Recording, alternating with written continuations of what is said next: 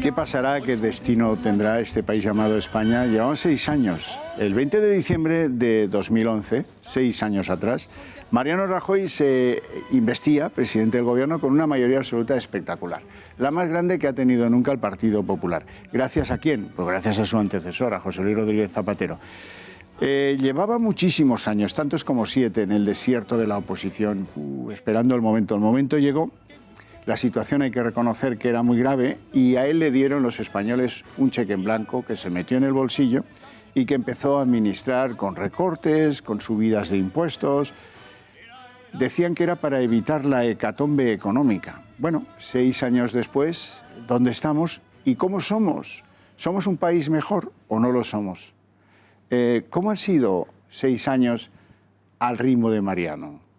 6 años de hacer ¿cuántas cosas? ¿Y qué cosas le han salido bien a Mariano y qué cosas le han salido mal a Mariano? De eso vamos a hablar en este especial informativo de Intereconomía Televisión en esta noche de sábado. Don Román Zendoya, muy buenas noches. Buenas noches. ¿Qué tal? ¿Todo bien? Sí. ¿Los turrones acabarán con usted o no? No, espero que no. Y además ya terminar el año y a resetear. Don Alejo Vidal Cuadras, muy buenas noches. Buenas noches. A usted le veo más delgado. Sí, qué amable es usted. Se ha cuidado durante todo este tiempo, ¿no? No es una época como para estar delgado, ¿eh? No. Don Eduardo García Serrano, como siempre he hecho un dandy. Buenas noches, querido Javier. Buenas noches. A la Como compañía. sigas así me enfado, ¿eh? Qué mal me has visto. No, yo le he Delgado, dandy, y lo mío es como estás. No, usted está pimpollo, que diría, en la terminología de antes. Pimpollo. Aunque Don sea Fernando tarde, Valls. estamos despiertos. Muy buenas noches. Usted que viene de una redacción informativa y con tensión, se le notan bolsas. Bueno, ha sido una etapa dura, pero bueno. Ha sido ya. una semana durísima, Sí. durísima. Hasta... No, es que llevamos en campaña prácticamente 2 años. Entonces, ¿qué semana? Total paná, que diría el castizo. Claro, ¿qué semana Porque nos si hizo? esto fuera para algo, pues entonces de acuerdo, pero total paná. Como lo del 21 de diciembre, total para lo que nos están trayendo, lo que nos van a traer los Reyes Magos. Los Reyes Magos ya les anticipo que creo que el día 4 van a decretar la salida de prisión de, bueno, no sé si el 4 o el 5, ¿verdad? Esto da igual, de Oriol Junqueras. Nuestro último invitado, el último, pero no el menos, como dicen ellos, es don Ricardo Ruiz de la Serna. Muy buenas noches. Buenas noches. ¿Semana propicia? Semana propicia. A ver, yo creo que la semana de fin de año siempre es un momento en el que se hace un poco balance, ¿no? Que es lo que vamos a hacer en la tertulia. Pero yo creo que 2018 va a ser un año propicio, sí. Yo confío en ello. Bueno, esperemos que así sea. Entramos en el primero de los capítulos que tenemos preparados para ustedes. Se trata del capítulo político, lo que cabe todo, pero ya les cuento a los contertulios que nos acompañan que luego habrá uno económico, luego habrá uno social y habrá uno también dedicado a la corrupción, ¿cómo no? Así es que lo digo porque si entre todos tratamos de poner en orden, iremos más deprisa y seremos más concisos y más efectivos en la comunicación. Pasar de 10,8 millones de votos, que es lo que tuvo el PP en 2011, a 7,9 en 2016 para cualquier gobernante en el mundo entero hubiera sido pues una bofetada. Algunos dicen que es por la falta de compromiso con las reformas prometidas o con las reformas necesarias no prometidas. Por ejemplo, el sistema de financiación autonómica, que era un compromiso que debió hacerse en tiempos de la mayoría absoluta, pero que se virló a las comunidades autónomas y que pues es uno de tantos incumplimientos programáticos o no de gente que esperaba que ese gobierno en mayoría o incluso ahora con sus socios parlamentarios echara a andar cosas que se les ha visto que están absolutamente contraídos por la crisis económica primero, por la crisis catalana después, por la crisis de valores entre medio, durante, antes y después. Además, como gran novedad, pues se desinfla Podemos. En las hipotéticas y futuras elecciones que pueda haber en este país, ese gran aliado en la sombra que ha sido de Mariano Rajoy, Podemos, no va a estar, ya no va a ser posible. Al bloqueo político, a la fragmentación parlamentaria, a esa moción de censura de la que muchos españoles se han olvidado completamente, pero tuvo lugar este año, 2017, cuidado. Bueno, al efecto sándwich, ese que nos contaba un directivo de La Sexta, esa programación diabólica para que el voto del miedo surtiera efecto, que le vino también, en síntesis, los pilares que sostienen el gobierno de Rajoy ahora parece que no se tambalean, pero sí presentan graves grietas de cara al futuro. Lo demuestra el 21 de diciembre, las elecciones catalanas. Por el camino van 1000 cosas. Déjenme que señale una que a mí me preocupa mucho. Premiar a las comunidades que incumplen los objetivos de déficit y castigar a las que lo cumplen. Esa es la senda de la no virtud. Por ese camino no llegaremos a nada que sea justo. Y es importante gobernar con criterios de justicia. Pagar con el cupo el apoyo a los presupuestos, como ha pasado con el PNV, tampoco parece el mejor de los caminos. Suena a la chistera de siempre. Y eso probablemente no lo tenga que pagar Rajoy, pero cuando no esté, España lo va a seguir pagando, que es lo que siempre tratamos de hacerles ver. Muchos, saben que ha tenido un revés el gobierno que dura casi desde que llega Rajoy a la Moncloa, que es el caso Gürtel. Luego vino el revés de la crisis catalana y los españoles lo que nos preguntamos es cómo ha gobernado la crisis catalana. Lo de Gürtel no tenía arreglo, se podía haber gobernado mejor también, pero lo de la crisis catalana ha sido bastante lamentable, por resumir. Sin embargo, la lectura que hace de todo eso Mariano Rajoy es un comentario que le arrancaron como una tirita bien enganchada a los periodistas en un revuelo, cuando dijo: ¿por qué no me voy a poder presentar yo otra vez? No hace tanto que dijo eso. O sea que él está pensando, deben ser manías o costumbres del superviviente, del impertérrito, del que no deja que nada le afecte. Sin embargo, ese maestro de los tiempos, pues parece que con los catalanes ha encallado. Eso no lo discute casi nadie. Al final, todo va a depender de si ahora Mariano Rajoy sabe resolver esto de Puigdemont en Bruselas, de esa mayoría de más de 2 millones de catalanes que homologa de nuevo el pacto Esquerra Republicana Junts per Catalunya, o sea, Puigdemont y el otro, esto se puede ya calificar de el gran fracaso político de Rajoy, que ha sido esa debacle electoral que han tenido el 21 de diciembre. Bueno. Elementos, pues cientos de miles.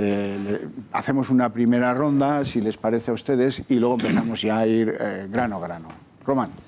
Bueno, yo creo que los 6 años de Mariano Rajoy, Brey, se caracterizan por una cosa que nadie pensábamos que podía pasar, que es la ausencia de proyecto político de Mariano Rajoy para España. Y Mariano Rajoy lo que era un proyecto personal. Él quería llegar a presidente del gobierno.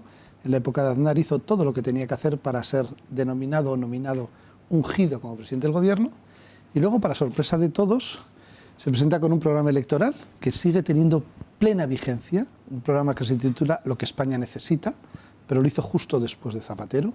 Yo lo conservo como oro en paño porque lo lees frecuentemente y dices: joder, qué buen diagnóstico para España, ¿no? Era un gran programa. Un gran programa electoral. Un gran programa electoral con 408 puntos, de los que, según Soraya Sáez de Santa María, se cumplieron 92%. Yo le invito a cualquiera, que son 300 y pico, que coja cualquier página, la lea al azar y empieza a decir sí, sí, sí, sí, porque es no, no, no, no, no.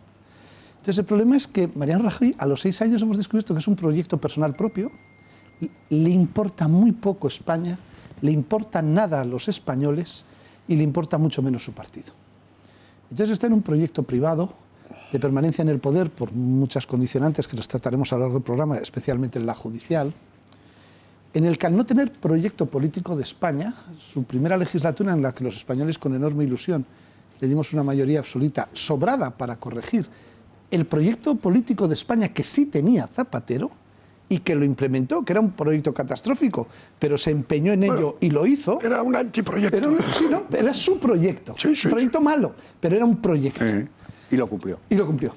El problema es que el señor Rajoy nos ofrece a los españoles otro proyecto y lo que hace es no cumplirlo. Es decir, no cumplirlo porque no lo tiene. Él tiene una estafa política, que es un programa electoral, una expectativa política basada sobre nosotros sí sabemos gobernar, porque ya lo hicimos con Aznar, y lo primero que hace es marcar las distancias más infinitas posibles sobre lo que suponía el aznarismo, y a partir de ahí no cumple nada de sus problemas electorales, y no por un problema económico, que ya hablaremos luego, porque era la crisis económica, porque todas las medidas políticas que tenían coste cero, como podía ser derogar la ley de la memoria histórica, hacer que el español fuera la lengua común de todos los españoles, incluido Cataluña, el País Vasco y Galicia, aplicar la política de, ya que había puesto un recurso ante el Constitucional sobre la política, la ley del aborto, derogarla y que sean los otros los que pongan el recurso ante el Constitucional. Ni una sola de las medidas políticas de coste cero, que eran el pilar fundamental del proyecto político, lo que España necesita, se puso en marcha. Bueno, Ese es el problema pues de si usted cree que después del fracaso contundente en Cataluña va a haber crisis de gobierno, va a haber convocatoria electoral, olvídese, vamos a escuchar a Rajoy. El gobierno está gobernando, dice, con toda naturalidad, no con toda... Bueno, vamos a escucharlo a él. Por tanto, vuelvo a reiterar, no voy a hacer una remodelación del Gobierno porque creo que el Gobierno está cumpliendo con su obligación. Si no lo creyera así, pues efectivamente lo haría, pero, insisto, no es el caso. Bueno, ¿cómo va la salud de Mariano Rajoy, don Alejo Vidal Quadras? Yo, por lo que veo, va estupendamente. O sea, yo le veo bien físicamente. Él ha dicho, como una razón para volver a presentarse por sexta vez, algo que, desde su punto de vista, debe ser definitorio. Yo tengo mis dudas. Ha dicho, yo me encuentro bien. O sea que si él se encuentra bien, qué más natural que presentarse por sexta vez, ¿no? Entonces, yo estaba viendo estos días el discurso, lo vi en YouTube, el discurso que pronunció Emmanuel Macron en septiembre sobre su visión de Europa, ¿no? Lo hizo en la Sorbona, en el gran anfiteatro de la Sorbona. La Sorbona tiene 800 años de existencia. Entonces, en ese gran anfiteatro reunió a lo más granado la inteligencia de las élites académicas, económicas, políticas, sociales, artísticas y literarias de Francia, que eso, queramos que no, tiene un peso, ¿verdad? Y ahí, durante 1 hora y 30 minutos, casi 1 hora y 20 minutos, desgranó su visión de Europa, con un enfoque de gran profundidad histórica, de enorme alcance político, de gran ambición reformadora. Se podrá estar de acuerdo o no en las cosas concretas que él proponía, porque proponía cosas concretas, naturalmente, es decir, todas vestidas de, en fin, de belleza expositiva y léxica, porque el francés bien hablado es realmente un gozo escucharlo. Entonces, claro, yo pienso, ¿qué discurso de Mariano Rajoy recordamos que tuviera algún tipo de trascendencia, o de interés, o de emoción, o de... Nada. Palpito. Nada. Ya tienes uno. Un vaso es un vaso y un plato. Sí, un vaso es un plato. Bueno, o sea, no, yo nada. Entonces, vamos a ver, Rajoy no gana las elecciones de 2011, porque en España, desde la transición, siempre los socialistas pierden las elecciones. No las gana su oponente supuestamente de centro-derecha. Digo supuestamente porque Rajoy no se sabe lo que es, una cosa indefinida, ¿no? Entonces, él hace una cosa que es curiosa, que es que desperdicia una mayoría absoluta que era esencial para corregir el rumbo de tantas cosas. Yo, en el año precisamente 2011, justo al empezar la legislatura, publiqué un librito en Planeta que se llamaba Ahora cambio de rumbo, y se lo mandé a él y a la vicepresidenta. En esa época todavía tenía una relación correcta con ellos. Cordial no, pero correcta. Y me contestaron los dos, muchas gracias. Y yo me di cuenta que lo habían leído, porque hicieron todo lo contrario. Es decir, absolutamente todo lo contrario. Es decir, no hicieron nada. Y en donde hicieron algo, hicieron lo contrario. Entonces, yo creo que Rajoy, el gran pecado que ha cometido y por el que la historia le juzgará, por ejemplo, Aznar, la historia le juzgará un día por haber desmantelado su partido en Cataluña en el año 96, porque de esos polvos han venido muchos lodos. Pero a Rajoy le juzgará por haber dilapidado la confianza que el buen pueblo español puso en él para rectificar tantos disparates y tantos errores pasados, y se pasó 4 años sin hacer absolutamente nada. Y un día la historia le juzgará. Vamos a hacer una pequeña pausa publicitaria y luego continuamos, que faltan ustedes tres. Podré cantar una dulce canción a la luz de la luna y acariciar y besar a la la la la la la la la la la la.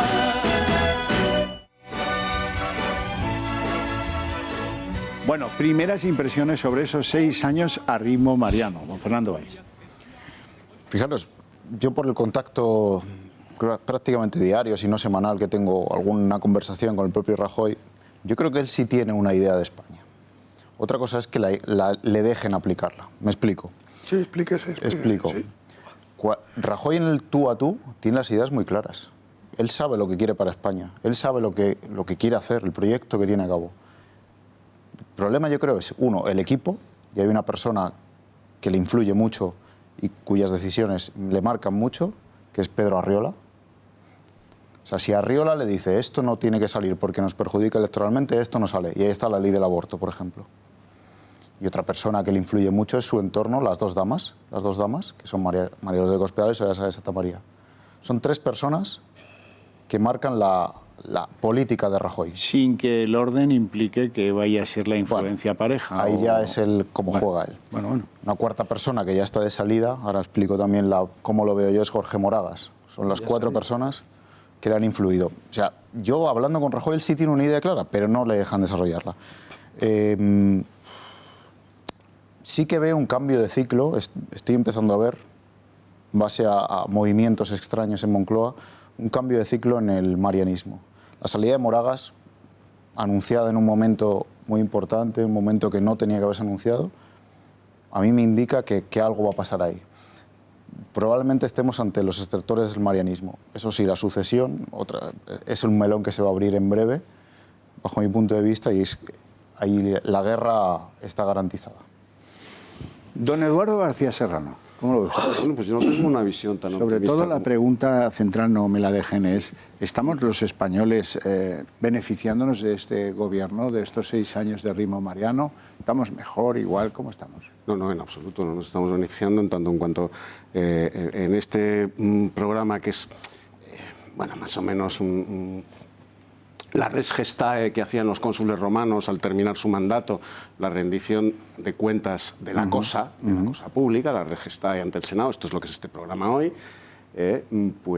cuando a un presidente del gobierno de una nación se le ha ido la nación de las manos, se le está disolviendo físicamente la nación de las manos, todo lo demás, con ser importante o importantísimo, la economía, deja de tener la menor importancia. A este señor se le ha ido la nación de las manos, se le ha disuelto la nación, porque Fernando no tiene una idea de España. Mariano Rajoy tiene una idea del Estado, que es distinto. Solo cree en la permanencia del Estado, en el andamiaje administrativo y político del Estado, no de la nación, ni de la nación histórica, por supuesto, a la cual ignora absolutamente, ni de la nación política, que es posterior a la nación histórica. Mariano Rajoy no tiene una idea de España. Se aferra a los andamios del Estado para perpetuarse a través de una herramienta que es su partido político. Y mientras deja que la nación se deshaga. Y estamos a un paso. Fíjate, estamos a un paso de culminar, coronar y colmar ese gran proyecto político de permanencia del Estado sin nación. Eduardo, y eso lo ha hecho Mariano Rajoy como impulso propio. No ha necesitado el asesoramiento de sus meninas de la Moncloa, ni de su augur Pedro Arriola, ni de nadie. Porque él no tiene ideología, no tiene el más mínimo sentimiento respecto de la nación, ni la histórica ni la política. Él es un funcionario del Estado. Y solo cree en el Estado. Y el Estado no es la nación. El Estado es el andamiaje administrativo de la nación. Nada más. Nada más. Y mientras permanezca el Estado, él cree que la nación va a permanecer. Pero la nación ha desaparecido en Cataluña.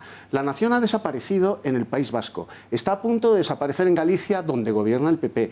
Está desapareciendo en Valencia. Está desapareciendo en Baleares. Ya han proclamado la nación, la República Virtual, el Pancetas, Diego Cañamares y toda esa tropa de jornaleros del Estado, 7.000 euros al mes, y han proclamado la República Independiente de Cataluña a través de Internet. O sea, la nación se le ha ido y no le importa nada porque no cree en la nación. Mientras el Estado permanezca, él cree que la nación se prolongará hacia el futuro. Yo y no definiría a Rajoy como un funcionario. La ideología de Rajoy y el proyecto de España está por escrito. Y está escrito en un libro, en una biografía eso es lo malo, que han escrito que se llama En Confianza. España es una realidad. Ahí está su idea de España. España es una realidad. Otra cosa es que no llega es la Moncloa... ¿Qué daño ha hecho Ortega con eso? Caramba. Eduardo, Rajoy llega a la Moncloa y le dice Pedro Arriola, tú tienes que pasar a la historia como el presidente que ha sacado a España de la crisis. Y el resto le da igual, está obsesionado con eso. Te puedo describir reuniones que tienen ministros con él, que es que no presta atención. Oye, Mariano, que esto es importante. Fíjate, no, es la economía lo que le importa a él, y el resto le da igual. Él que fue preparado, y es una cosa, él que fue preparado para ser el sucesor, siendo vicepresidente y 5 veces ministro, lo único de lo que no hizo en su formación política era economía. Su mérito económico, que luego lo hablaremos, yo es que creo que hay que desmontar el mérito económico de Rajoy. Para mí un detalle fundamental de su no discurso de España es con la boda del hijo mayor de Jaime Mayor Oreja, en privado, encontrándose con amigos que no veía de muchos años y que ni siquiera se trataron como presidente, sino Mariano y por el nombre personal. Recién 7 meses de gobierno, 6 meses de gobierno. Se dice la mayoría absoluta hay que aprovecharla para poner a las cosas en su sitio, el nacionalismo, regenerar España. Un discurso normal que haríamos cualquiera que encima pues lo ha pasado muy mal y vive en el exilio porque eran vascos, ¿no? Compañero íntimo de Gregorio Ordóñez. La respuesta de Mariano Rajoy es que así no se hacen amigos.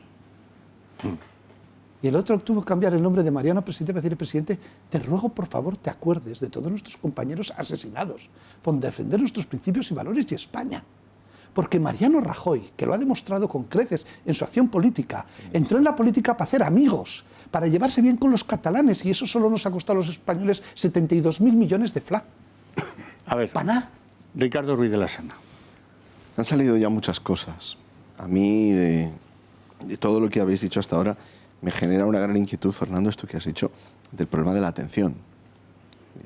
Frente a los problemas que se plantean en reuniones, la atención únicamente está puesta en la economía. Porque la economía es muy importante en un país, es muy importante en una sociedad, pero centrarse solo en la economía implica soslayar problemas que para España en estos momentos son acuciantes. Antes Eduardo hacía referencia a los ataques que se están lanzando contra la nación, contra la idea de nación, que son muy antiguos, porque por hacerle justicia habría que recordar de dónde veníamos. Es decir, veníamos de una época, recordaréis lo que fueron las 2 legislaturas de José Luis Rodríguez Zapatero, en los cuales los intentos de socavar y de torpedear la propia idea de España estaban en el debate público constantemente, ¿no? Y digo que estos ataques son importantes porque junto con esta parte más política, o en el mejor de los sentidos, más filosófica, a la que hacías referencia, de la idea de España, luego hay elementos que tocan directamente la cohesión de España como nación, la vertebración territorial del Estado. Es una cuestión que tarde o temprano va a haber que afrontar, el olvido sistemático de las provincias en la política nacional. Hay lugares de España de los que simplemente no se habla más que en los informativos provinciales, locales, cuyos problemas están muy abajo en la agenda política. Es gravísimo, podríamos pensar en la despoblación, por ejemplo, en el olvido del campo, al que parece que únicamente con una política que parta de la idea de los subsidios y las ayudas llegadas de la Unión Europea es suficiente. Me refería a la cohesión territorial del Estado, podríamos hablar de la cohesión social. Y la cohesión social de España es fundamental porque es la solidaridad entre las generaciones. Y ahí está el debate sobre las pensiones, que es un debate al que parecen tenerle pánico.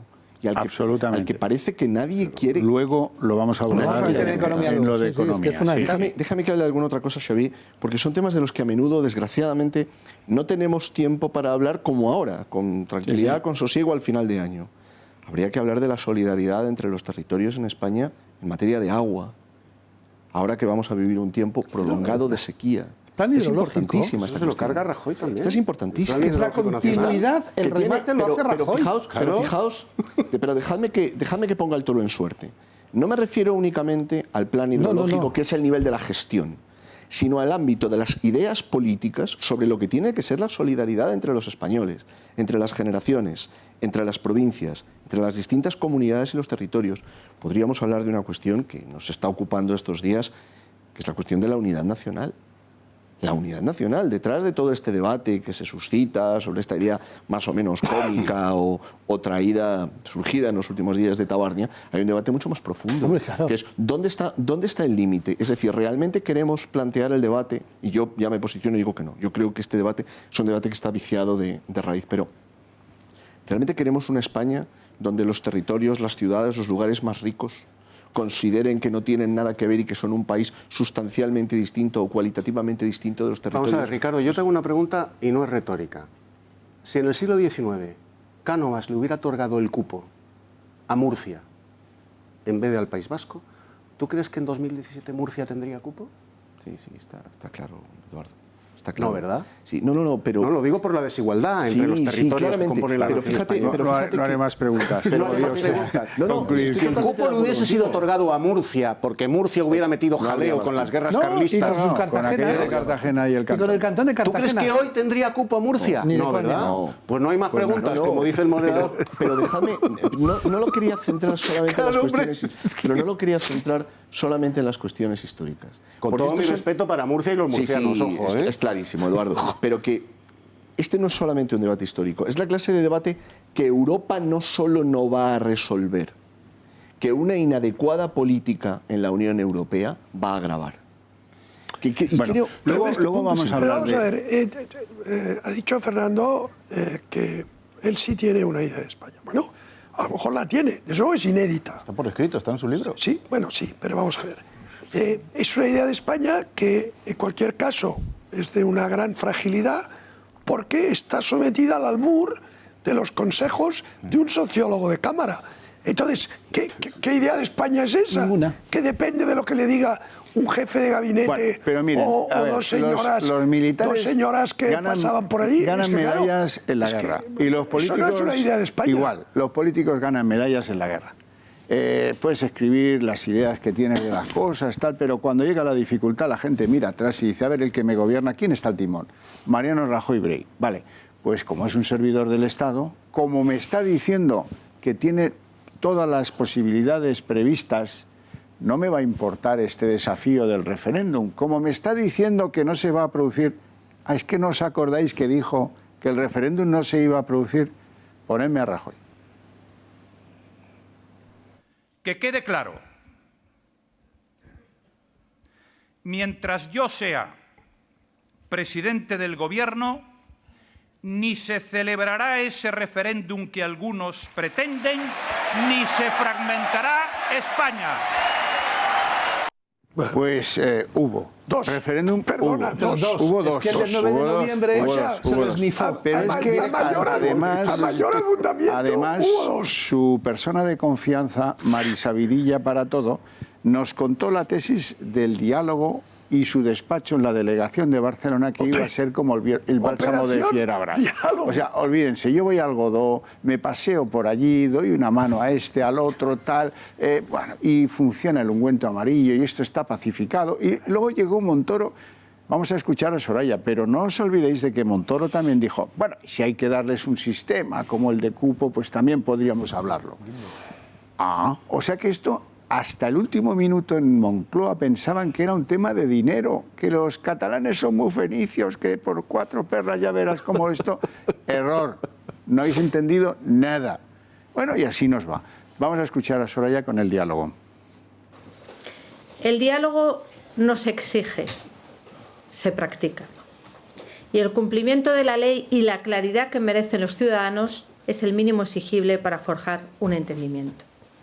Por tanto, pregonar el diálogo cuando se ignora a la oposición, cuando se hurta información a los ciudadanos, cuando se siguen las directrices de los más radicales de los apoyos y cuando se desoyen los llamamientos generalizados a la concordia, es poco creíble. Bueno, cuando yo iba al colegio en el bachillerato, cuando uno sacaba un 0, el resto de los compañeros cantábamos fracaso total, taratara, fracaso total. Pues es muy adecuada para este momento la sinfonía. Y otra cosa que llama la atención en España es que los errores más garrafales y los fallos más estrepitosos en política nunca se pagan. Nunca. Por ejemplo, en cualquier país europeo serio, que hay unos cuantos, esta dama, después de la operación Diálogo, hubiera sido fulminada del gobierno. Fíjate lo que te digo. No cesada, no, fulminada. Incluso defenestrada. Sí, un presidente de gobierno, que gana por mayoría absoluta, que tiene a la nación a sus pies diciéndole haz de mí lo que quieras, y que 4 años más tarde pasa de 183 escaños a 127, ¿sí? Hubiera dimitido esa misma noche. Y el secretario general del PSOE a la par. Sí, claro, por supuesto. Bueno, es que es un problema de España. Por supuesto, pero este programa es sobre Rajoy. Claro. Pero por supuesto. Esa foto es terrible. Pues resulta que pasa eso y nadie dimite. Ahí estuvimos a punto de ver Nadie asume responsabilidades. Es más, aquí solamente son fulminados los que tienen éxito. Es una cosa curiosísima. Es una Lo que se castiga más en este país políticamente es el éxito. Es una característica del gobierno de Rajoy en lo político, que ha devengado en ser el mayor asesino en serie que se conoce en la política española. O sea, ha liquidado cualquier alternativa. En sentido político. En sentido político, dicho en sentido político. Asesino en serie. Se ha cargado a todos, los de alrededor, menos su cúpula, que tiene esa camarilla en la que está Soraya Sáez de Santamaría, María Dolores de Cospedal, pero tampoco son muy de su cúpula. Soraya sí, pero María Dolores no, pero es para que se enfrenten y Soraya no crezca. Sí. Luego está Moraga, Karen Martínez Castro, que como secretaria de Estado, en lugar de hacer política de comunicación, lo que se ha dedicado es a perseguir y cortar cabezas de todo aquel que tenía que estar diciendo, oh Mariano, señor mío, aquí estoy porque teóricamente soy de los tuyos, y ante la discrepancia aniquilar, con un solo peligro, que es de los éxitos de Rajoy. Además de meter la baza en los medios de comunicación, que muchos de ellos están quebrados, les han hecho caso porque se los cargan a todos, para no salir ninguno de la quiebra, pero por si acaso han metido la mano en la caja. Por cierto, en la mayoría absoluta, en la Moncloa se oían desayunos privados off the record a periodistas decir frases como que la política progresista de Mariano Rajoy deja a la socialdemocracia europea a la derecha del PP y jactarse de eso. Ojo, que es que los españoles creo que después de 8 años de Zapatero lo que no querían era que las políticas de Mariano Rajoy dejaran a la derecha la socialdemocracia europea. Y por eso, esa tercera legislatura que pasa de 180 y tantos a 120, la tercera legislatura de Zapatero, porque Mariano Rajoy no hace nada distinto de lo que hizo Zapatero en economía, que es que le mandaron y dijeron, baje usted las pensiones y congele usted los sueldos. Y Zapatero lo hizo. Cambie usted la Constitución. Y Zapatero lo hizo. Y lo único que hizo Rajoy es que puso un traductor de alemán muy bueno en la Moncloa, que le mandaban los faxes y los aplicó a rajatabla y consiguió engañar a Europa. Porque no ha hecho nada. Su milagro económico es que ya no tenemos pensiones, que hablaremos luego de ellas, que así como Zapatero entendía en su proyecto que el endeudamiento era un éxito político y que Rajoy siempre lo había negado, pasamos del 30 y pico al 70 y tantos en 8 años, el señor Rajoy en 4 años nos ha pasado del 100. Luego Ese es el milagro económico. A ver, don Alejo. Eso que decía Román de que las voces críticas son rápidamente laminadas, los que estamos aquí no lo decimos porque nos lo hayan contado. No. O sea, lo decimos porque lo sabemos. Y hemos tenido que salir de medios, pero vamos, con nocturnidad negociada y en mitad de temporada. Entonces, bueno, pues realmente si hacemos un balance político, pues estamos en la parte política, si hacemos un balance político, es extraordinario. Es decir, el anterior presidente, que es una de las personas que más daño ha hecho a España desde... Fernando VII. Iba a decir desde la transición, pero me remontaré desde a Fernando VII, sin duda. Sí. Más daños a España. Tenía 3 cosas muy claras. Quería imponer como fuese la ideología de género, pero en su vertiente más corrosiva. Quería, sin ninguna duda, modificar el Estado, retorcerlo para complacer a los separatistas catalanes, y quería acabar con la reconciliación nacional que tuvo lugar en la transición y que, digamos, archivó una serie de contenciosos, de agravios, de heridas, de enfrentamientos entre españoles que se consiguió. Y él reabrió ese dossier, digamos, reabrió ese archivo. Hizo estas tres cosas, todas ellas absolutamente letales para España. Pero era un proyecto político, claro, un proyecto político destructivo, un proyecto político arrasador, un proyecto político demoledor, pero lo tenía y lo hizo. Bueno, entonces llega su sucesor, que es del partido, digamos, rival, y la nación le entrega esa mayoría absoluta para que, hombre, si el otro había hecho todo eso, sería para que rectificase todo eso, digo yo. Pues de las tres cosas que he dicho, las consolidó. No toca ninguna. Pero es más, permite que sigan adelante. Consolida. Pero es que Román ha dicho una cosa que es clave. Y es que se jacta en privado de estar a la izquierda de la socialdemocracia. Ojo, o sea, esto, fijaos lo que os digo. Si un señor que se presenta al frente de un partido que todo el mundo califica, brochazo gordo, de centro-derecha, vamos a decir, y se jacta en privado de estar a la izquierda de la socialdemocracia, es un gran estafador. Eso es lo que es. Claro. Es un gran estafador. Es una estafa, Fernando, es una estafa total. Es más, tendría que exigírsele responsabilidades hasta extremos de casi, te diría, de vergüenza nacional. O sea, usted se presenta con un traje y se jacta en privado de que debajo de ese traje lleva otro que contradice. Claro. Pero vamos a ver. Porque todo su Estado Mayor y él han asumido Fernando, el la discurso piedra de hegemónico toque de la izquierda. de estos tiempos es el 155. Yo quiero que tú valores cómo ha sentado en el complejo Moncloa este error monumental de aplicación, tal como lo podemos ya empezar a llamar, del 155, con la convocatoria precipitada, con un consejo que alguien le da, oye, convoca tú, que no convoque Puigdemont. Bueno, pues eso se queda corto, eso no sirve para nada. Y encontramos ahora un panorama mucho más difícil de enhebrar que el que había antes del 155. Sí, el 155, en primer lugar, partió al gobierno cuando el presidente no se decidía todavía a aplicarlo y había una parte del gabinete que sí decía aplicarlo ya en base también a la presión que reciben de Ciudadanos.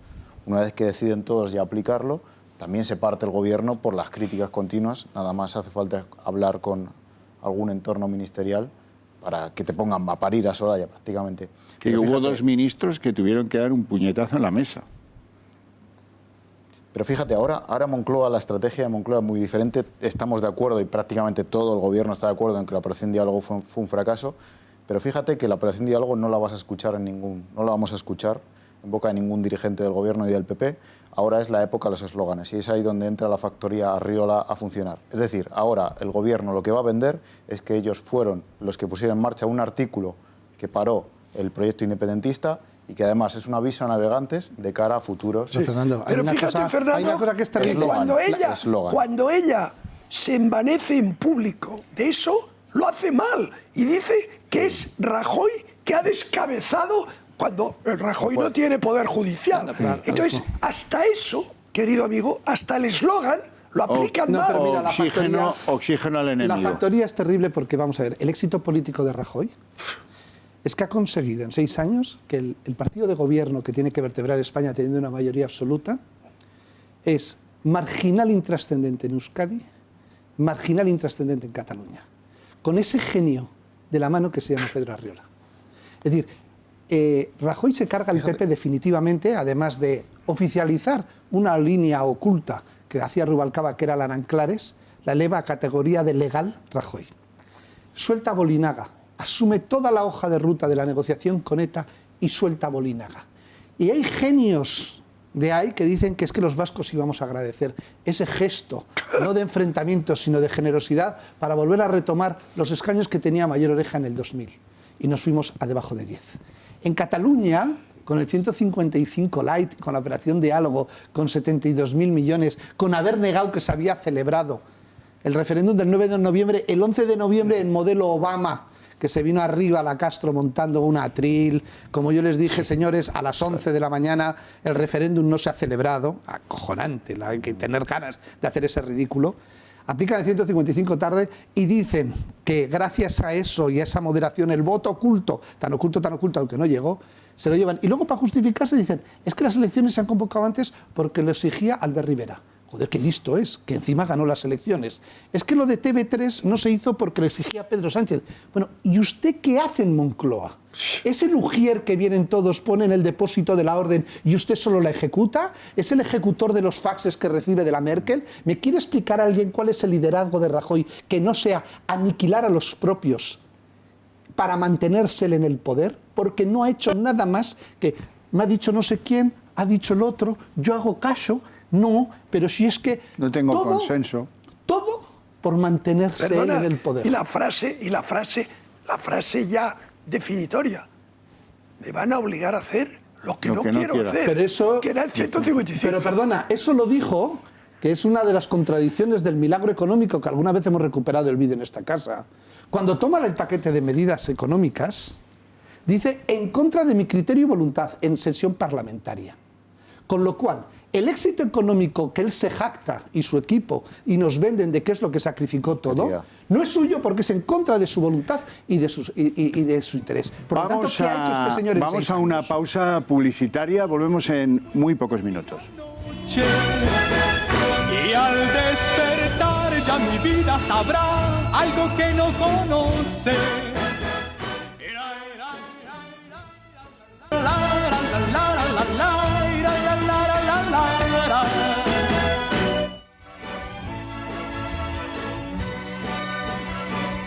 Bueno, y los españoles que cuando miran al timonel del barco ya lo hacen con una cara de absoluta perplejidad, se encuentran con que finalmente viene la acción, viene el 155. ¿Y cómo vino? Así. Como ustedes saben, la utilización del artículo 155 de la Constitución española no es algo que los gobiernos hagan de forma habitual. De hecho, es la primera vez desde 1978, fecha de la aprobación de nuestra Constitución, que se aplica. Fue probablemente la mayor burla a la democracia que hemos visto desde la aprobación de nuestra Constitución hace casi 40 años, con la excepción del intento de golpe de 1981. La única negociación a la que se me invitó a mí en mi condición de presidente del Gobierno fue sobre los términos y los plazos de la independencia de Cataluña. Bueno, y este periplo, que no ha servido absolutamente para nada, que mantiene a 2 millones de personas defendiendo lo que tenían antes, los que declaraban la República Catalana, la unilateralidad, la independencia y todo ese tinglao, pues digamos que se concluía de alguna manera ayer, de una manera pues bastante lamentable, con esa convocatoria para el 17 de enero y formalizar definitivamente un Parlamento catalán en el que, si no es por la caridad de Ciudadanos, el Partido Popular no va a tener ni grupo parlamentario. Ya veremos si los de Ciudadanos son más generosos que en otro tiempo los del PP. Escuchamos a Mariano. No vamos a entrar a decir qué es lo que puede pasar. Yo no sé quién va a ser el próximo presidente de la Generalitat de Cataluña, porque ni siquiera nos consta en este momento que nadie haya presentado su candidatura.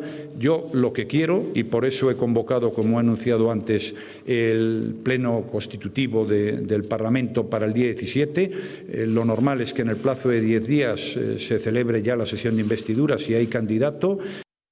Don Ricardo Ruiz de la Sala. Yo creo que hay 2 claves para entender lo que ha sucedido desde el mes de octubre, ahora 2 o 3. Realmente la primera es el error de apreciación de pensar que la reivindicación de los separatistas catalanes era fundamentalmente una reivindicación económica, cuando era algo mucho más profundo y que hundía sus raíces en el odio a España y en el adoctrinamiento al odio que durante tanto tiempo han empleado en Cataluña, ¿no? Creo que hay, insisto, han empleado los separatistas catalanes. Creo que hay un segundo elemento para entender lo que ha ocurrido desde octubre, que es la reacción de aquellos ciudadanos que creen en España, que creen no solamente en la Constitución, que es un debate jurídico, sino que creen en España, en la existencia de la unidad nacional y que se sienten parte. Y creo que hay una tercera cuestión, que es el miedo. el miedo a la hora de aplicar el 155. Uno podría interpretar que el gobierno buscaba apoyos políticos, pero a veces uno duda si lo que buscaba en realidad no era más bien el superar o de alguna manera compensar el miedo a la soledad y el vértigo que le daba una ocasión histórica como era tener que aplicar el 155. En una coyuntura en la que además, insisto, antes recordábamos la cuestión de los límites que se impusieron a la aplicación del 155, hubo quien habló de un 155 duro. A mí me pareció un 155 extremadamente blando. De hecho, después de que el artículo se activara, los nacionalistas y los separatistas en Cataluña continuaron gozando de un margen de acción no solamente política, sino social, mediática, económica, que dura hasta ahora y todavía gravitan importantes sospechas sobre quién sostiene a Puigdemont fuera de España. Eduardo. Bueno, no es que sea extraordinariamente blando el 155 que se ha aplicado, es que es un pellizco de monja, es una colleja paternal, cariñosa. Se aplica el 155 un poquito y un ratito muy cortito y sin hacer demasiada pupa y dejándoles las herramientas fundamentales del adoctrinamiento separatista, o sea, la educación y los medios de comunicación, incluidos los medios de comunicación estatales. Porque Radio Nacional de España y Televisión Española en Cataluña están bajo el control. No van a la zaga del mensaje de TV3. No. Tienes más comisarios políticos que TV3. Pero es exactamente igual de nacionalista, sí, con tendencia al separatismo. Televisión Española, Radio Nacional de España y la Agencia EFE. Y todo esto se deja que siga su rumbo sin intervenirlo para nada. Y encima se convocan unas elecciones 54 días después de haber semi-abortado un golpe de Estado. En vez de haber prolongado la aplicación de un 155 no duro, un 155 en su esencia, controlando los medios de comunicación, pero no para que el Führer Rajoy de discursos, sino para mandarles a nuestros compatriotas catalanes un mensaje radicalmente opuesto al que han estado recibiendo durante 38 años. ¿Eso? A decirles desde Televisión Española y TV3 que Cataluña es esencial para España, hasta el punto de que España no puede existir sin Cataluña. Eso, Eduardo, con un barómetro de temperaturas que dice: la pluralidad no está resuelta en Cataluña. Las libertades no han vuelto a Cataluña. Los funcionarios del Ministerio de Justicia se quieren ir de Cataluña. Piden el concurso para largarse de allí porque afectan sus segundas residencias, porque los zarandean, porque les hacen scratches. Y resulta que cuelgan a los que van a votar a Ciudadanos, al PP o al PSOE de los puentes, simulando aquellas cosas que hacía ISIS en Siria. Sí. Y eso es el ambiente que el aplicador del 155 calla y dice: uy, no te metas en más líos.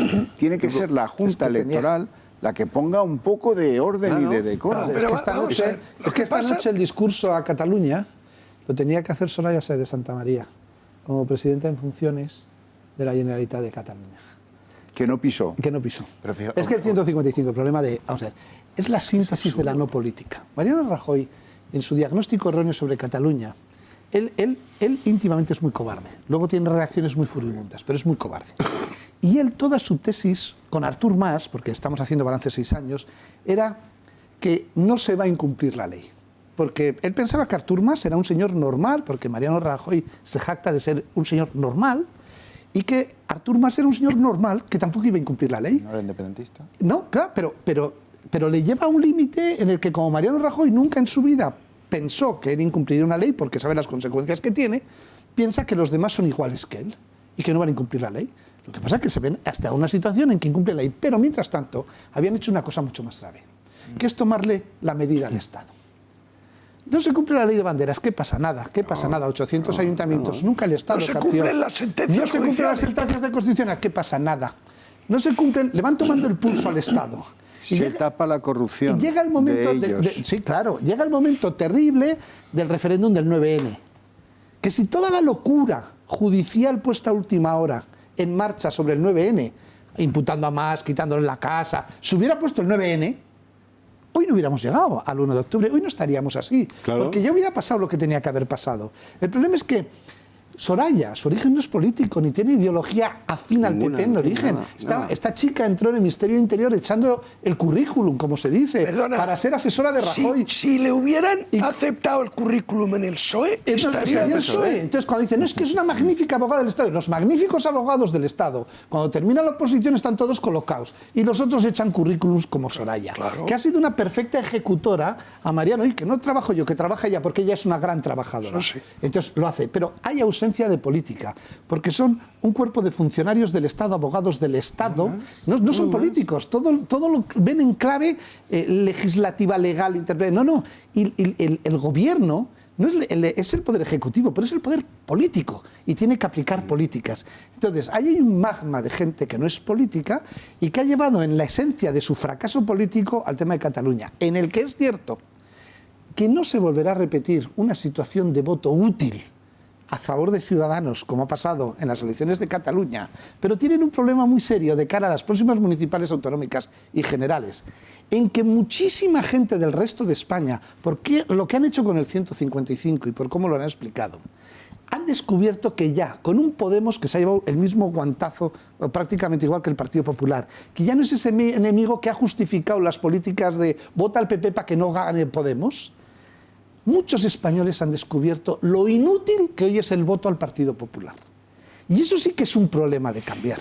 Sí, esa es una señal política que ha recibido el conjunto de la sociedad española de manera muy fuerte.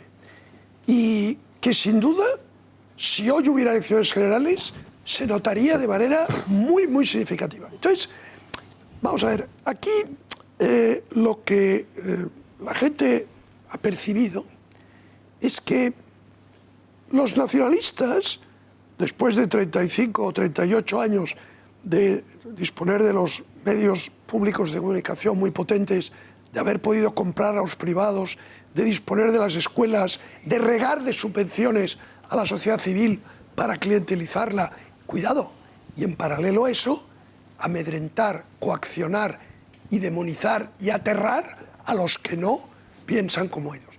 Esa máquina de triturar al adversario y de lavar cerebros funcionando durante 38 años, bueno, ha creado la sociedad catalana que tenemos hoy. Incluso así, no han conseguido que el 50% de los votos sea suyo. Están todavía algo por debajo del 50%. Hasta tal punto que en su desesperación han dado un golpe de Estado.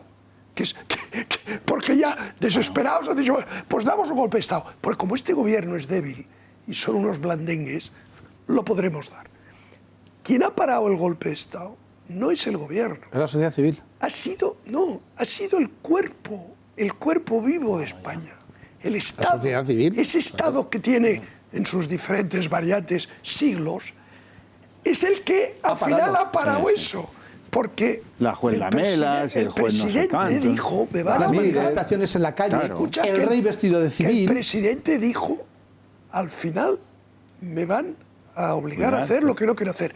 Y cuando el rey don Felipe sale, serio, severo, 3 de octubre, rotundo, y dice lo que dice, es España la que habla por su boca. Sí, sí. Es España. Eso es cierto. Es esa gran creación histórica, política, cultural, ¿verdad?, que multiplicó el tamaño del mundo por 2, entre otras cosas, vamos, o sea, digamos, entre otras cosas.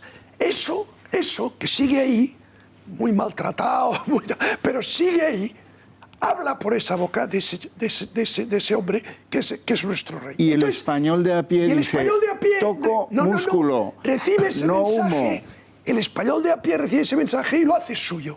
Y entonces ese poder, digamos, es el que detiene al golpe. No Mariano. Porque fijaos que Mariano, a pesar de Mariano, se ha parado el golpe. Cuando aplica el 155, lo hace tarde y mal y a medias. Claro, porque él no lo quiere aplicar.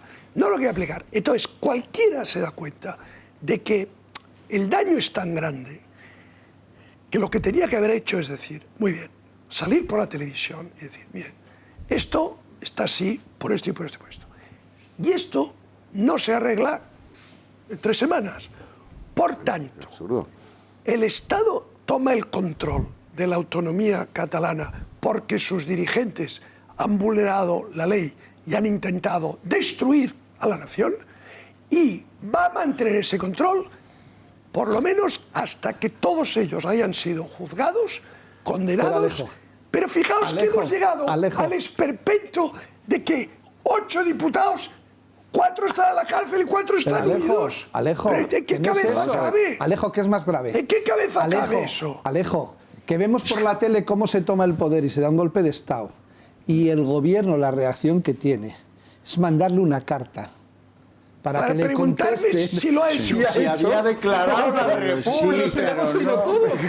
O sea, tú no pagas Hacienda y cuando te vas a decir, ahora que mande la carta, oiga, diga si he pagado o no. Y nos quedamos si lo todos hemos visto una en directo, semana además. esperando a ver si me contestan. Eso es. Lo vimos en directo. Bueno, es verdad. Y pregunta. Cuando pasa todo, Es que es una pusilanimidad. esperábamos los españoles algo parecido a lo de Gaulle después del Mayo francés.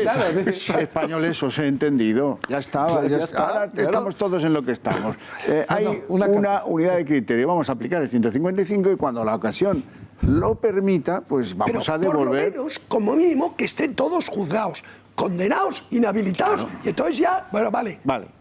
O sea, Pues ya verás. se ha entendido Para todo Reyes. y dice, pues ya está. O sea, Fernando ahora- Valls, venga. Lo del 155 da para escribir un libro o dos. o varios. No, en primer lugar, pues destacar que Rajoy no tenía ninguna intención. Llega después del 1 de octubre, llega el 3 de octubre y sale el rey a lanzar el famoso mensaje de por la tarde. Un mensaje, por cierto, que escribe Moncloa, no escribe Zarzuela. O sea, ese mensaje sale de Moncloa. Y ese es el mensaje que anima a Rajoy y, por cierto, anima también al PSOE a apoyar el 155. Pero si no sale el rey, aquí no hubiera habido 155. Pero el borrador no sale de Moncloa, ¿eh? Las ideas bases llegan de otro sitio. Sí.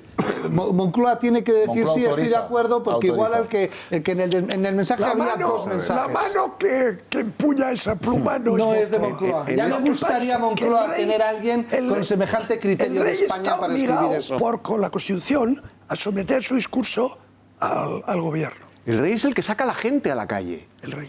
El día En 3. Barcelona y en Madrid. rey. Hay el discurso del rey. El discurso del rey. El discurso del rey. Y querido Fernando, en el Estado Mayor monclovita y genovés no se estaba por la labor. Ninguna En ganas. absoluto. Porque además se había consentido con complicidad desde Génova y desde Moncloa y desde Ferraz, por supuesto la entusiasta complicidad de Podemos, hacerle creer a nuestros compatriotas catalanes que el 155 era poco más o menos Intervención. que un epítome de las Panzerdivisionen cruzando la frontera de Polonia o de la Wehrmacht desfilando por los campos elíseos. Eso es lo que se le transmitió a los catalanes. Hay un detalle muy significativo de ese día del discurso del rey que te lo quiero poner, que es que siguiendo la mejor tradición socialista,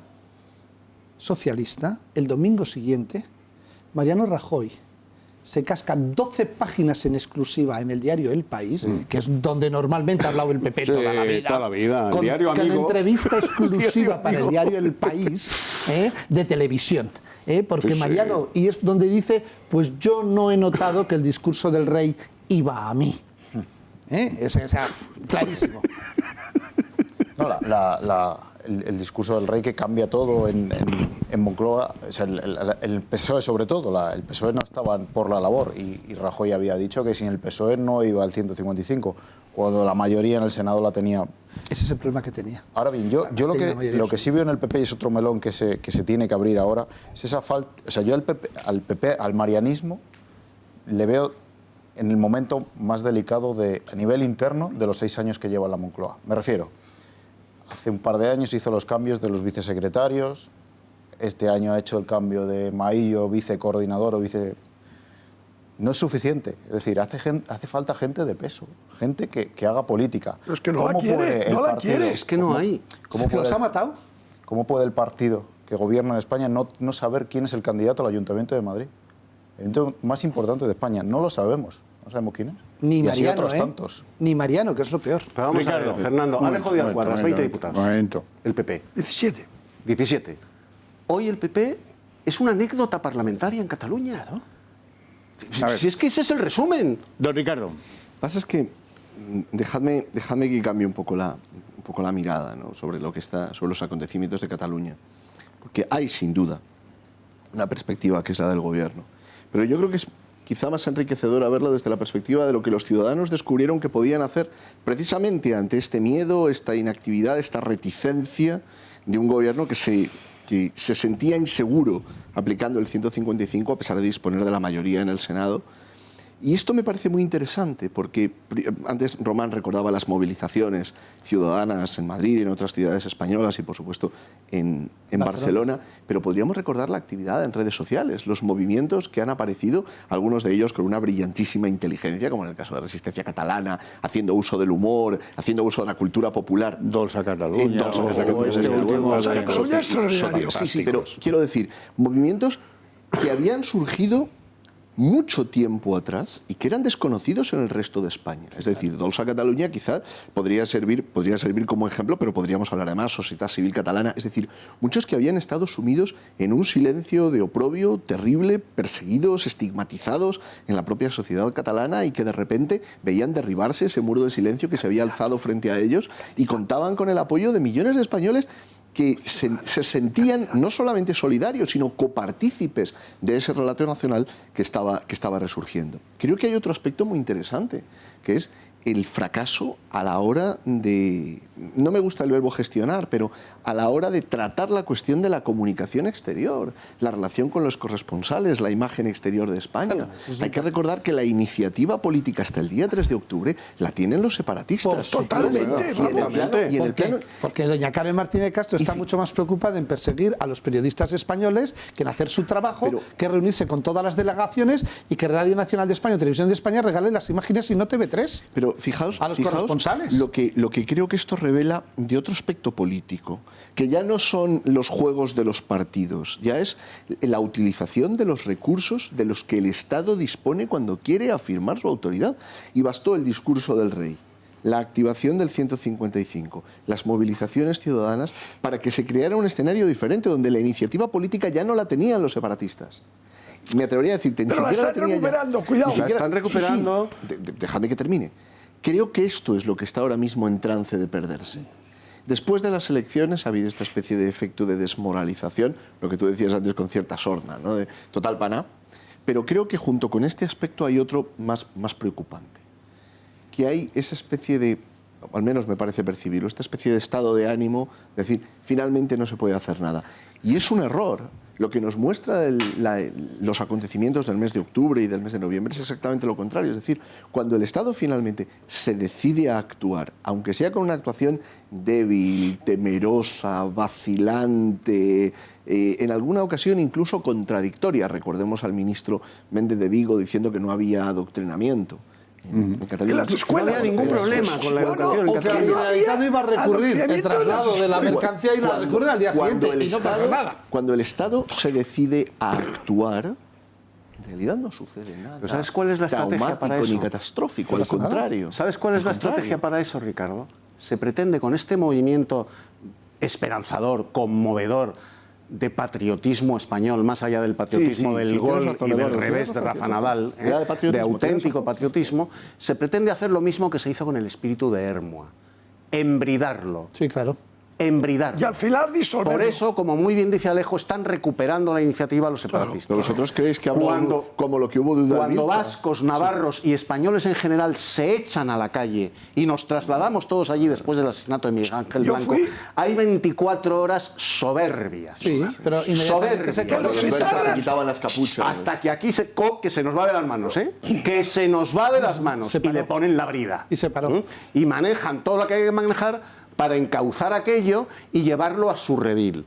Pues con esto están haciendo lo mismo. Y eso es lo único ahora, que Eduardo, le quita el sueño a Rajoy. No. A Rajoy, vamos a ver, Rajoy una cosa que hace inmediatamente es parar cualquier reacción política. Claro. Rajoy ya ha llegado ya al momento en el que el famoso síndrome de la Moncloa no lo padece una versión gallega. Él ya vive en el Pazo de la Moncloa. Y tiene la luz encendida para que no estar vigilante por España, pero para estar vigilante por su puesto. Entonces él en el Pazo de la Moncloa, en el que piensa que los españoles no entienden de la política, los españoles son muy injustos con él porque no han entendido los esfuerzos y sacrificios que ha hecho. Lo primero que dice es ninguna consecuencia política de nadie del PP catalán, porque si alguien dimite y se va asumiendo una responsabilidad, igual alguno dice, pero ¿cómo tú? ¿Por qué no más arriba? Y entonces dice, aquí no se mueve nadie. Y cuando le dicen en el partido, oiga, mueva ficha, que esto está muy complicado, los vicesecretarios generales que nombró, todos jovencitos, que incluso llegó a preguntar cuando entró en la sala del nombramiento, ¿quién es esa chica? Y dice, la que has nombrado vicesecretaria, que se llama Andrea Levy, porque no sabía quién era. Luego le puso Eva. Luego le puso Eva y le cambió el nombre y el apellido de esa confianza para hacer la vicesecretaria. Ahora dice, y no voy a cambiar el gobierno, primero porque no puede, porque está pillado por los desequilibrios y equilibrios que tiene para mantenerse él en el poder, porque su único proyecto, y si llegaremos al lado judicial, su único proyecto es la permanencia para no verse salpicado en ese partido en el que el presidente del gobierno dice que destruir pruebas judiciales, como es romper discos duros, es una práctica habitual. Llegaremos, Alejo. No, pero el Partido Popular, no sé, si tiene 800.000 militantes, No, sabemos todos que no. O tiene 100.000, o tiene 50.000 efectivos, no lo sé. Pero tiene unos cuantos, por lo menos, ¿no? Bueno, entonces, esa masa de militantes de base ha recibido un mensaje del resultado de Cataluña. Ha recibido un mensaje muy claro, muy nítido. Y es, militantes del PP, o hacéis la reforma desde dentro de vuestro partido y renováis esa cúpula incinerada y ponéis gente con cara y ojos, o la reforma os la harán desde fuera. Sí, te la hace Ciudadanos, te la hace Vox, te la hace quien sea. Ciudadanos lo que ha hecho en una comunidad difícil como Cataluña, que tiene el 20% del PIB y algo así como el 16% de la población, ¿no? Sí, sí. Ahí ha hecho una cosa, ha sustituido al PP. Ha sustituido al PP. ¿Cómo? No, lo ha sustituido. O sea, lo ha levantado del sillón y se ha sentado en. ¿De qué sillón? Del sillón de representante de la parte de la sociedad que en política es, digamos, sensata y moderada y razonable, y que en lo económico es productiva e innovadora. O sea, ese sector social que en teoría es el PP, su representante, en teoría, en Cataluña ya no lo es. Es la señora Arrimadas y el señor Rivera. Pues, ojo al parche, porque si sigue Mariano, escuchad lo que os digo, porque aquí hemos hecho predicciones, muchas, y con la modestia más absoluta hemos de decir que se han cumplido todas. Bueno. Todas. Yo hago una. Si Mariano se presenta por sexta vez, incumpliendo su pacto con si Ciudadanos. Mariano se presenta por sexta vez, en el próximo Congreso de los Diputados veréis un crecimiento espectacular de Ciudadanos. Hombre, claro. Y un descenso. Un descenso igualmente espectacular de PP. Acordaos de lo que os digo. Sí, sí. Bueno, vamos a hablar de economía. Vamos a empezar el capítulo económico que le tenéis ganas porque ha salido ya ribeteando alguna de vuestras intervenciones. Hombre, como es el de los grandes éxitos de Rajoy. Recordemos el momento salida Zapatero, recordemos el programa electoral de lo que decía el PP. Ahí arranca pues el sentimiento de traición que muchos españoles tienen para un partido que prometía rebajas fiscales y que luego lo que les dio fue un aumento espectacular de los impuestos. Y bueno, es cierto, hay que admitir que a pesar de haber traicionado el programa electoral, las medidas del gobierno, las medidas de Guindos, las medidas de Rajoy, han permitido que España saliera de la Unidad de Cuidados Intensivos Internacional. Se evitó la intervención europea y el hacerlo fue exitoso y bueno para España, y yo lo admito claramente. Ahora bien, no me parece ni medio justo que se oculte, que se... bueno, deje ahí como arrinconada la intervención de un tal Mario Draghi, a quien yo cariñosamente llamo el Tito Mario. Porque el Tito Mario, con dinero fácil, con dinero a intereses cero, incluso ahora sigue siendo el verdadero motor de la recuperación de la economía española. Negarlo es tanto como ser bobo. Pero bueno, oye, cada uno a lo que quiera estar. El enfermo ha ido mejorando año a año, un año más, un año menos, poco a poco, eso sí, siempre muy despacio. El desempleo se ha ido moviendo también. Hoy estamos 10 dígitos por debajo de donde lo dejó Zapatero, y yo que me alegro, eso sí, con mucho corte de pelo en los salarios de lo que ahora se transa en el mercado del trabajo. El lado oscuro, la ingente cantidad de deudas espectaculares, la verdadera espada de Damocles sobre nuestra economía. y siempre en eso jugando al gato y al ratón con Europa. Que si te multo, que si voy a hacer esto para ocultarme y entonces tú no me podrás multar. Y a mí eso la verdad es que no me satisface. Estuvimos a punto de ser multados en el 15 y a punto en el 16 también. Y es que la economía española tiene cada año un agujero de su deuda pública de 17.000 millones cada año. 17.000 millones de euros. Y eso no se arregla. Es más, ahora el coste de la deuda ha empezado a crecer. Y ese puede ser un problema a futuros. Luego ha sido absolutamente nefasta la gestión de las pensiones. También salía en el debate hace unos minutos. Bueno, se encontraron una hucha con 66.000 millones de euros y ahora está en apenas 8.000 y bajando. Han hecho una política tributaria, esto mucha gente no lo sabe, que yo diría que no es que sea errática, es que es sencillamente chapucera. Tiene poco fuste, poca entidad intelectual, poco sistema, poco conocimiento del sistema tributario.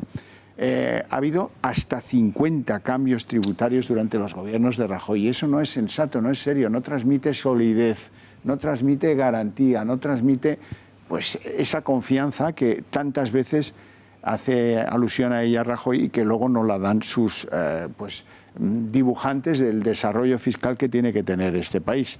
El rescate financiero de las entidades fue una barbaridad. Nos robó en un momento que lo necesitábamos como nunca 100.000 millones de euros para que todas continuasen con enormes dificultades cuando a lo mejor tendrían que haber sido más selectivos y a lo mejor haber dejado caer algunas de ellas.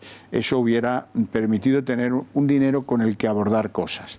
Si de algo puede sacar pecho en economía Rajoy es de la línea del crecimiento, es cierto, es cierto. Pero que no es mérito suyo, hombre. ¿Pero cómo?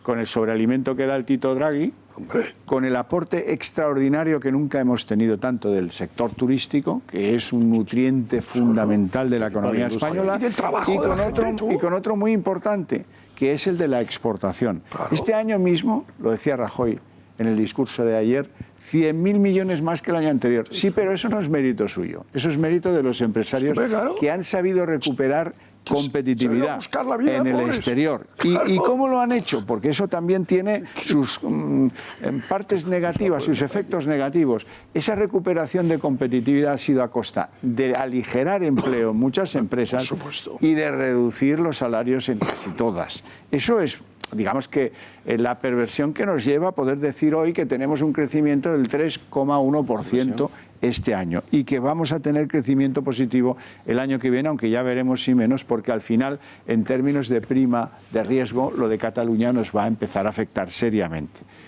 Admito que el paro está 10 puntos por debajo de aquel terrorífico 26%. Eso algunos dicen que es gracias a la reforma laboral.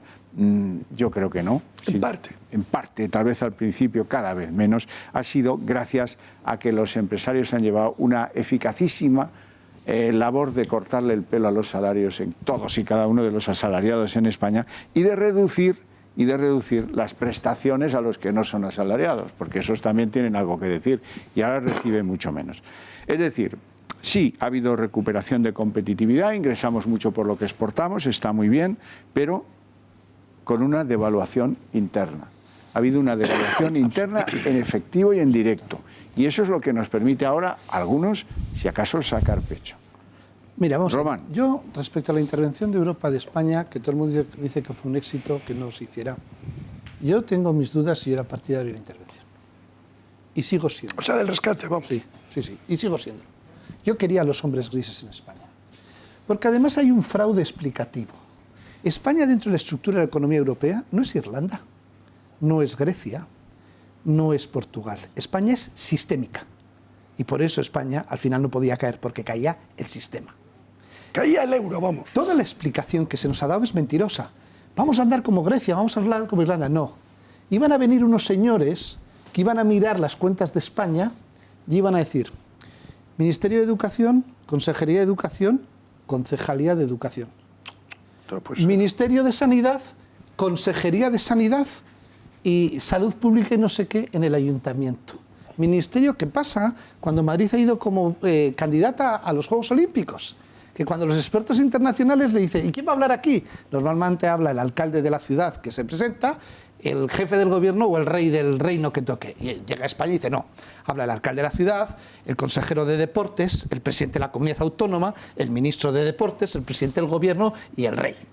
Y tú dices, ¿esto qué es? Y una tía de Alcalá. Y además, o sea, que va de asesora.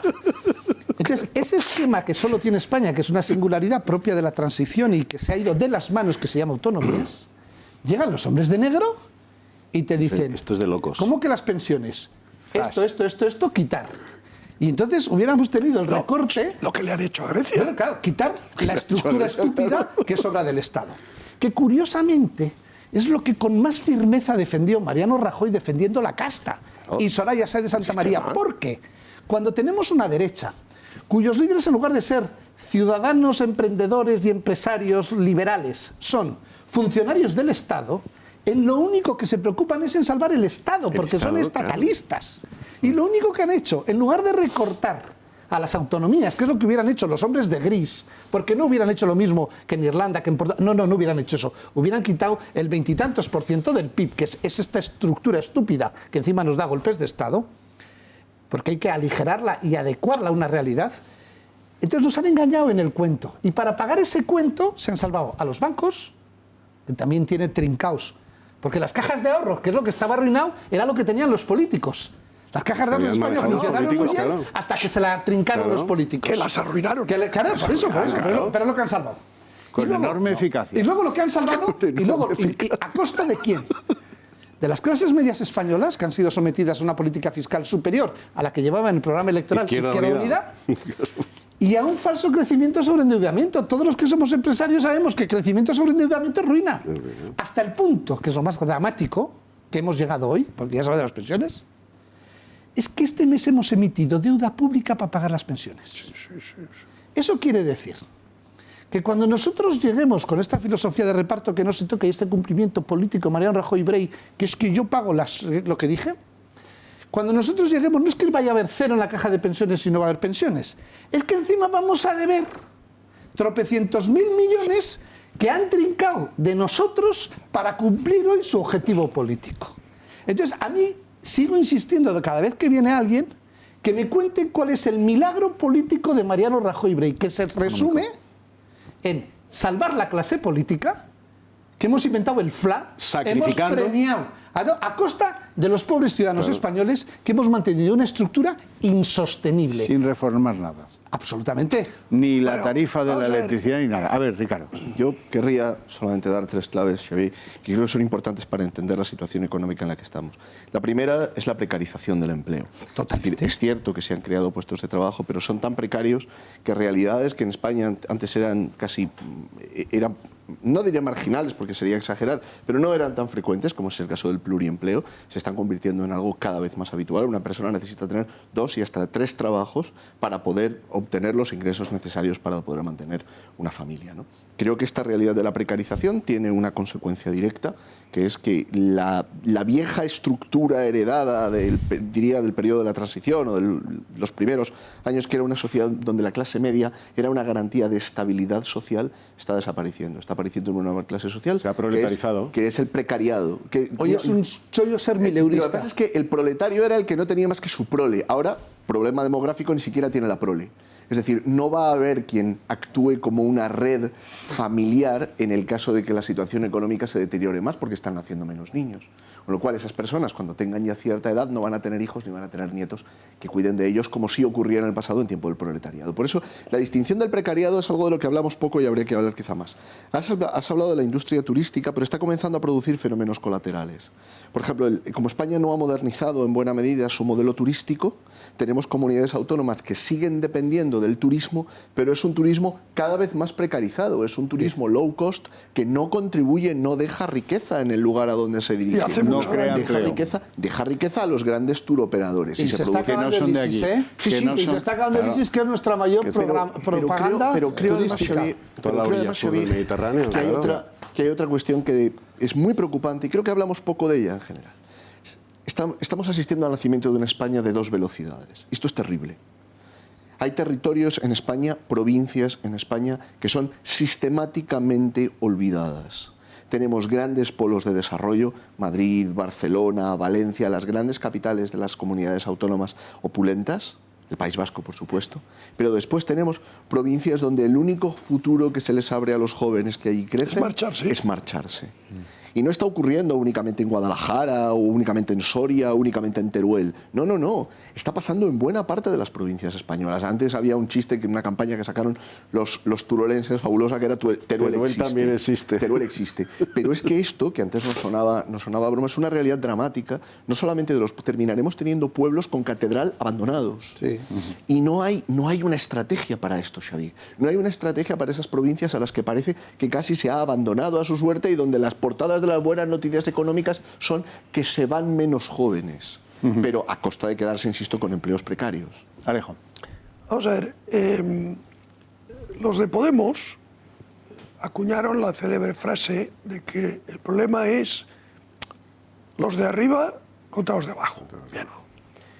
Yo creo que en España efectivamente hay el choque entre dos sectores con intereses contrapuestos que se tiene que resolver. Como las cosas al final, cuando se encuentra un buen eslogan, se hacen visibles, Román, que es maestro de los eslogans, acaba de dar uno: autonomía o pensiones. ¿Autonomías o pensiones? O sea, ¿qué prefieren ustedes? ¿Por qué digo eso? Porque los dos sectores que se contraponen y cuyos intereses son totalmente divergentes y que al final entrarán en colisión, Ya están en colisión. son, llamémosle, la clase política y la gente. ¿Por qué? Porque en la descripción que ha hecho Román del rescate, y por qué no hubo rescate, está la clave. Es decir, vamos a ver, España tiene un Estado absolutamente sobredimensionado. Disparatado. Sobredimensionado. Porque dicen, no, es que el número de empleados públicos por habitante es el mismo que Francia. Esto es absurdo, porque primero tienes que ver esos empleados públicos qué hacen. Segundo, tienes que ver si los puedes pagar o no. El coste, ¿eh? Claro. Que claro. sobre PIB. Entonces, una de las cosas que se prometieron en 2011 fueron: vamos a bajar los impuestos para que haya más dinero disponible para crear empleo y crear riqueza, invertir. Y dos, vamos a disminuir el gasto del Estado, suprimiendo todo aquello que es superfluo y racionalizando todo lo que es ineficiente. Bien. Se han subido los impuestos y lo otro no solo no se ha simplificado o se ha racionalizado o se ha reformado, sino que está igual. De hecho, el número de empleados públicos que hay hoy en España es algo superior al que había cuando empezó la crisis. Sí, señor. Y de empresas Lo igual. cual está todo dicho, está todo dicho. Alejo, recuerda que es una oferta pública de empleo del gobierno de 300.000 nuevos puestos. ¿Qué hubiera pasado? Para que así le salgan los números. ¿Qué hubiera pasado si hubieran venido los hombres de gris o de negro? De negro. ¿Qué hubiera pasado? Pues hubieran dicho, oiga, ¿Qué es el esto? instituto, el Observatorio de la Igualdad de la Mujer de la Andalucía Oriental, que veo que ahí trabajan 34 personas, hay un director con tarjeta de crédito, tiene un edificio alquilado que cuesta no sé cuánto. Ya, ¿eso qué hace? No, publica unos informes. ¿Así? A ver, me lo enseña, como decía el lápiz. Esto, Pues vamos, cerrado. así. No, y así todo. Y, por ejemplo, el tema de las duplicidades de las Y compañías. triplicidad. Y triplicidades. Pues todo eso se hubiera acabado. Y todo ese empleo público no funcionarial, subrayo, no funcionarial, que es puro clientelismo político Comisario. al servicio de los partidos y de sus pesebres, los hombres de negro. Mira, Grecia, hubo un caso chusco. Grecia tenía un hospital que delante tenía un jardín. Ese jardín eran 3 parterres, digamos, de hierba y flores, relativamente amplios, pero vamos, no era un jardín, eran unos parterres. Había 20 jardineros en nómina. 20 jardineros en nómina. Claro, llegaron los hombres de negro y dijeron 1 y lo demás fuera. Las pensiones eran disparatadas. Absolutamente. Ahora se las han reducido a la mitad. fraude. Nadie pagaba impuestos. En Grecia nadie pagaba impuestos, vamos a decirlo claro. Y ahora tienen que pagar. Es decir, el rescate, de cierta forma, saneó, pero era tal Eliminó mucho colesterol. Es tal el estropicio que todavía... Entonces, si hubieran venido...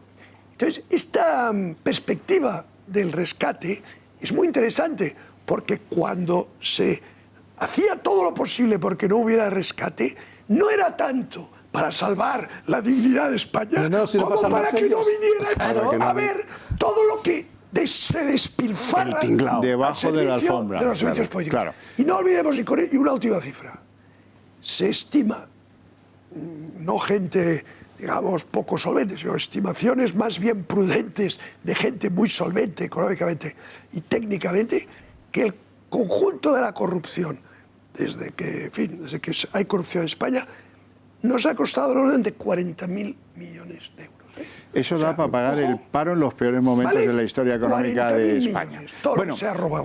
A Mariano todo esto no le parece tan grave porque él está convencido, no es la primera vez, ayer lo volvió a decir, de que la mejora se está trasladando a la gente.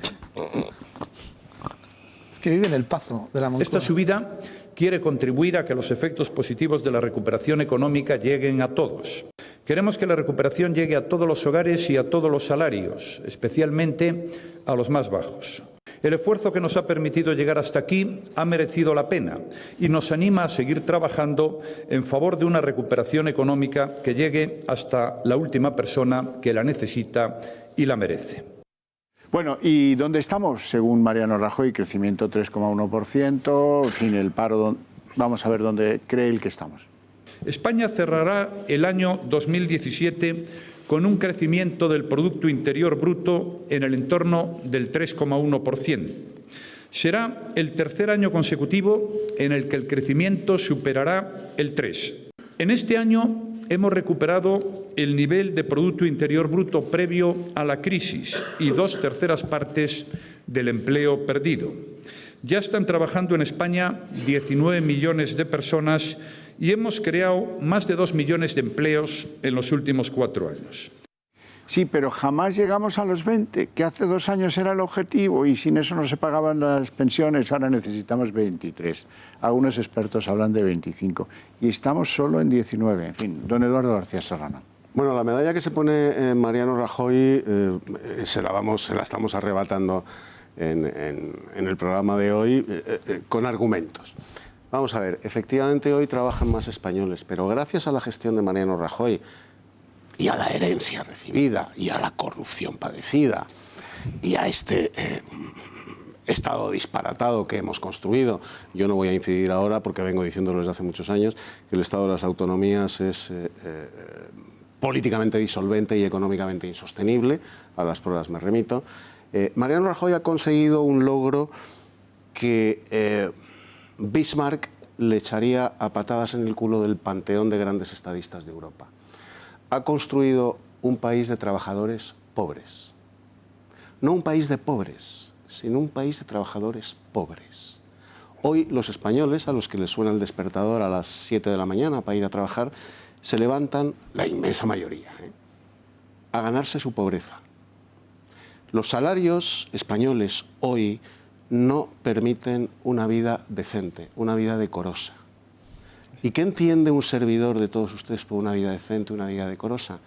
Pues que el producto salarial de tu trabajo te permita pagar las facturas, desde la hipoteca al colegio de los niños y la letra del coche, y, hombre, tener algo en el bolsillo para un par de veces al mes poder salir a cenar con tu mujer, con tu novia o con quien quieras, y llevar a los niños, si es que los tuvieres, pues qué menos que al parque de atracciones, sin que esto suponga una merma gravísima para tu economía doméstica. Esto hoy no sucede. No sucede hasta el punto de que hay cientos de miles de españoles que están trabajando, que están recibiendo un salario pobre, que tienen que elegir a partir del día 10, 12, 15 de cada mes entre encender la calefacción o llenar el carro de la compra. O dedicarse a la tauromaquia del impago, que es dar capotazos al deudor. Y todo esto con la mirada desde la atalaya del Ministerio de Hacienda de esa suerte de híbrido entre el avaro de Molière y el sheriff de Nottingham, que es Cristóbal Montoro, que controla hasta el último euro que ingresas para malvivir,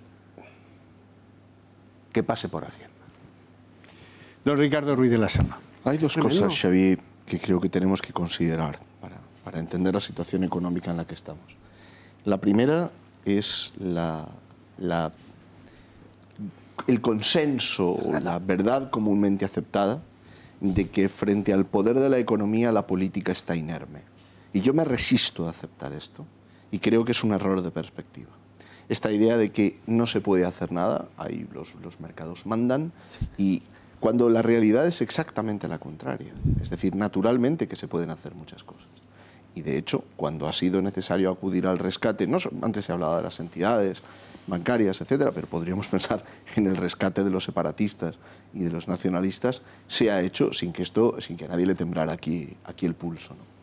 Creo que hay un segundo aspecto. El sistema de pensiones no solamente es una garantía de paz social y de estabilidad, también es una garantía de cohesión entre las generaciones.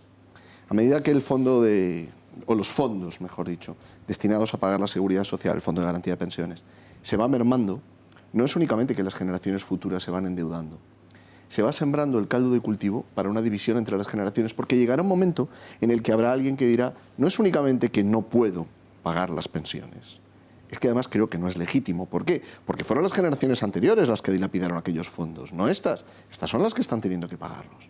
Y esto va a generar no solamente una fractura o no solamente una falta de cohesión social entre los distintos lugares de España, las distintas regiones, provincias, sino entre las distintas generaciones. Hay que recordar además que nuestro país es un país progresivamente envejecido. Cada vez son más las personas que pasan a las clases pasivas, cada vez son menos los cotizantes. Con otro añadido y termino. Entre los cotizantes hay que distinguir tres grupos. Están quienes trabajan en el sector público, funcionarios, empleados en el sector público, el personal laboral, las personas contratadas, y los sistemáticamente olvidados, utilizados electoralmente y después preteridos, que son los autónomos. Entonces, cuando se habla de las cifras de trabajo hay que diferenciar entre quienes son contabilizados como empleados y quienes se han hecho autónomos porque no quedaba otro remedio, porque no tenían alternativa, porque la alternativa era que nadie los contrataba. Porque para que les contraten, les dicen, hazte autónomo. A esto me refiero. Es decir, estoy pensando en las personas que se ven abocadas a situaciones de manifiesta injusticia, desde los repartidores que van en bicicleta, pasando por las personas que son falsos autónomos y de hecho encubren relaciones laborales.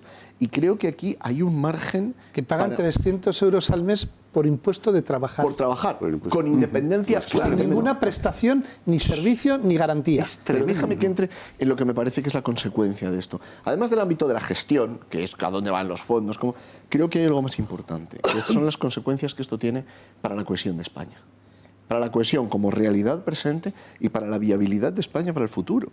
Es decir, la idea de que las generaciones del futuro vivirán mejor que las generaciones del pasado. Hoy, por desgracia, la pregunta que nos tenemos que hacer es ¿qué les cabe esperar a las...? Y fíjate, que creo que de los presentes tampoco podemos decir que nosotros estemos en una situación desde el punto de vista de la edad como para que esto nos deba llevar a la desesperación. Lola Flores, si me quieren irse. Pero el planteamiento es ¿qué alternativa les va a quedar? No solamente a los jóvenes, antes hablaba de las provincias o de determinadas provincias, ¿qué alternativas les va a quedar a los jóvenes que solo pueden aspirar al precariado?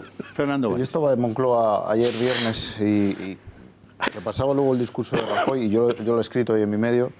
Yo he titulado "El gobierno fía la recuperación económica de nuevo al ladrillo". Y hubo una parte del discurso que él destacó la construcción como un pilar básico de la recuperación económica. Llegó a decir que en 2020 se recuperarían una buena parte de los 1,5 millones de empleos destruidos en ese sector durante la crisis. Sí, porque, miedo me da. Porque no tenemos manera de hacer que el sector turístico deje en España lo que realmente genera, sino unas migajas, porque no hemos convertido eso en las comunidades, por ejemplo Canarias, que es el primer receptor turístico y a la vez la comunidad que tiene más paro juvenil. ¿Cómo es posible eso? Es que como nuestro sistema educativo te permite pasar de alicatar baños a trabajar con células madre... Y en el turismo pasa igual. En el turismo, cuando a un joven o a una joven les induces a trabajar en algo precario, chungo, pero deja de estudiar que esto no vale, como pasó con la construcción, Claro, o como pasa con el turismo en algunas comunidades autónomas, los condenas a ser nada. Claro. Bueno, vamos a hablar de corrupción. Venga, vamos con la corrupción, porque ese es un capítulo muy importante, condiciona a muchos de los que hemos venido hablando antes. ¿todo? ¿Y de qué maneras? Bueno, ¿en dónde nos hallamos? Pues que en estos 6 años prácticamente todos se han marcado con un solo nombre, Gürtel. El pasado verano todos íbamos con chancletas, ahí sorteando olitas, cuando Rajoy se convertía en el primer presidente del Gobierno de España que declaraba como testigo en un caso de corrupción. Según dijo ante el juez, él jamás se había ocupado de los temas de financiación del partido y negó ante el tribunal la existencia de esos sobresueldos B, es decir, de los sobres, es decir, de la pasta en paralelo. Vale. Una pasta que se llevaba, pues, según dice Bárcenas, toda la cúpula del PP. La fiscal del caso mantiene que la caja B en el Partido Popular está, y cito literalmente, abrumadoramente acreditada. AA. Es una caja calidad de rating AA, abrumadoramente acreditada. Digo yo que bastaría decir que estaba acreditada, pero debe tener tal exceso probatorio que le ha llevado a explicarlo mejor. Abrumadoramente acreditada. De otro lado, el Partido Popular está imputado como persona jurídica en la causa por la destrucción de las pruebas en los discos duros de los portátiles del extesorero Luis Bárcenas. Además, por citar algunos nombres así deprisa y corriendo, en el caso Gürtel ya se acordarán de Correa, Crespo y Álvaro Pérez, pero es que en ese mismo caso están algunos ilustres miembros o exmiembros del Partido Popular: Alberto López Viejo, José Galeote, Alfonso Bosch, Jesús Sepúlveda, Ricardo Costa, Vicente Rambla, Rafael Betoret. Caso Bárcenas, pues en el caso Bárcenas hay otra parte en la que se salpica Ángel Acebes, Álvaro Lapuerta, Ángel Sanchís y al propio Bárcenas. Luego está el caso Tarjetas B, del cual parece que nos olvidemos, pero no, ahí estaba Rato y muchos otros, eso sí, de diferente, ahí estaba la suerte más repartida. El caso Brugal en Alicante fue la bomba. En Baleares el caso Palma con Jaume Matas, que les cuento, en Castellón el caso Fabra. En fin, esto podría ser larguísimo. Seres de Andalucía también. Capítulo corrupción. Venga, don Román Cendoya. Yo sí creo que condiciona muchísimo la política personal de Mariano Rajoy. Es decir, hay... primero, yo tengo que decir muy claramente, el caso Gürtel y el caso Bárcenas ni se tenía que estar celebrando los juicios, sino porque se haya hecho o no se haya hecho. Es decir, la violación de las garantías judiciales de España que se producen para el caso Gürtel por la intervención del juez Garzón con la violación de los derechos de los abogados demuestran que la justicia en España es una castaña. Porque la propia Sala Segunda del Tribunal Supremo, cuando le echa por unanimidad, siendo una sala progresista, y con destacados jueces progresistas dicen que se han violentado todos los derechos, aunque se haya cometido el delito, queda totalmente anulado y defraudado por las circunstancias y las actitudes del juez, eso es suficiente para haber parado toda esta historia. Lo que pasa es que con esta historia se ha hecho política. Es decir, Alberto Ruiz Gallardón hizo política, porque esto fue un montaje de un fin de semana de un ministro que tuvo que dimitir, con un juez que tuvo que ser echado de la carrera judicial, con un ministro del Interior que era Rubalcaba, con un hack de la comisaría judicial que también ya ha pasado a mejor retiro, cuernos, claro, sí, en el que dicen, de esta, como vamos en crisis, nos cargamos al Partido Popular. Y lo que hacen es montar una operación en la que descubren que unos señores, utilizando el nombre del Partido Popular, pues se han lucrado enormemente. Y de ahí salen todo tipo de derivadas por las salvaciones en la cárcel. El sistema judicial español tenía que tener la entidad suficiente para haber zanjado este caso, no porque no se haya hecho, que se ha hecho, pero es que el juez instructor le ha importado mucho más el titular política y la acción política que el delito. Y por eso el juez se le echó. Con los casos de corrupción que estamos teniendo una creatividad judicial propia de publicista. A mí me sorprenden. Cuestiones previas diferidas. Oiga, como su propio nombre en cuenta, son cuestiones previas. Pagamos indemnizaciones diferidas, prepagadas, pospagadas. Oiga, que usted es abogado del Estado, ¿por qué me está contando usted? destruimos discos duros. Y dice, práctica habitual en las empresas. Como diría el vasco, a martillazo. Y el presidente del gobierno dice, cosa normal. Bueno, ahora hemos visto que se han robado unos ordenadores en Mercasa porque como alguien la estaba investigando, quitamos los ordenadores. Es decir, estamos en una situación, pero todo eso se hubiera arreglado si en lugar de las fiscales, que además alguna tenía una relación cercana con Garzón, llega el nuevo ministro de Justicia, Alberto Ruiz Gallardón, un nuevo fiscal, dice, a ver, reorganización de la Fiscalía. Pues claro, hay quien piensa y dice, bueno, dejo esto, como ya a mí de esta no me toca, ya me tocará otra, claro. Se carga Mariano, se carga toda esta gente de aquí, así me pongo yo. Y el problema que tiene Mariano Rajoy es que su obsesión por no ir a declarar y por no verse como todos los demás, porque entre otras cosas tiene un mérito aplastante, no conoce a nadie, no sabe nada, no ha visto nada. Ha sido director de campañas de Aznar en el 2000, que las hacía Paco Correa y su empresa, todos los montajes, y sin conocer a nadie, sin tener nada que ver con nadie. Y sin haber sabido nada de nada, lleva siendo presidente del Partido Popular todos los años que lleva. Y no hay caja B ni nada de nada. Y nadie le conoce. Nos vamos a publicidad, serán apenas unos minutos, enseguida volvemos.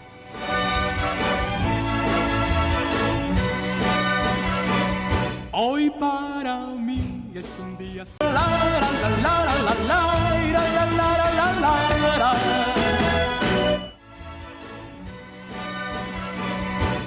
Bueno, como testigo, pero Rajoy tuvo que ir a declarar y decía cosas como esta.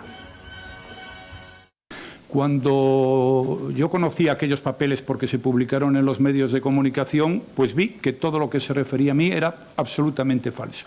Mire, yo he respondido a los mensajes del señor Bárcenas, estábamos en otro contexto temporal diferente al de ahora, porque tengo la costumbre de responder a los mensajes que me manda la gente y lo hago porque tienen mi teléfono. Cobrábamos un sueldo de diputado y bastantes personas del partido tenían un complemento que abonaba el partido y que se declaraba Hacienda. Desconozco las actividades del señor Correa porque, como le he dicho antes, es que ni lo conocía, ni mucho menos estaban temas a los que usted hace referencia. Oiga, yo lo siento mucho, pero las cosas son como son y a veces no son como a uno le gustaría que fueran. Bueno, el efecto corrupción. Fernando Valls. Sí, muy rápido. Aquí tiro el argumentario que distribuye el PP a sus cargos. La corrupción es cosa del pasado, la corrupción no resta votos, solo suma. En cualquier país del mundo esto hubiera supuesto la dimisión o el castigo en las urnas del partido encima que gobierna y aquí no ha pasado nada. El 20 de diciembre el PP revalidó su victoria y el 26J aumentó todavía su diferencia. Es decir, la corrupción yo creo que cobra el PP, la da por amortizada, aunque hayamos tenido que ver el paseillo de Rajoy.